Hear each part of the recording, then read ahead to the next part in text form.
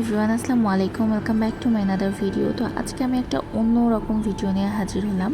খুব সিম্পল কিন্তু খুব অর্গানাইজড আর খুব সুন্দর। তো আশা করি আপনাদের ভালো লাগবে। তো আপনাদেরকে আমি আজকে শসা কীভাবে ছিলতে হয়, শসা ছেলা মেশিন দিয়ে, সেটা হচ্ছে শেখাবো।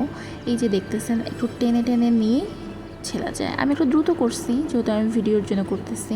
তো আপনার এত দ্রুত করার দরকার নেই, হাত কেটে যেতে পারে। তারপর এখানে একটু মরিচ দিয়ে দিবেন, সাথে একটু লবণ। সবাই অ্যাজ ইউজুয়াল শুকনো মরিচের গুঁড়া দিয়ে মাখে, কিন্তু আমরা শুকনো মরিচের গুঁড়া দিচ্ছি না, আমরা এখানে হার্ব ইউজ করছি। আমরা একটু বেশি রিচ পিপল, তাই আমরা হার্ব নিচ্ছি। আপনারা যদি আমাদের মতো রিচ হয়ে থাকেন, আপনারা হার্ব নিতে পারেন। আর যদি ভাবেন যে হার্বটা আমি কোথায় পাবো, সেক্ষেত্রে আপনারা এটা যে কোনো একটা রামেন নুডলসের প্যাকেটের সাথে পেয়ে যাবেন।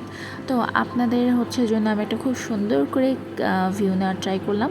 আর সবশেষে এই সুন্দর ফুলগুলো দিয়ে আমি আমার আজকের এই বড়লোকি ভিডিও ওখানে শেষ করছি। এতক্ষণ সাথে থাকার জন্য ধন্যবাদ। আসসালামু আলাইকুম, সবাই ভালো থাকবেন।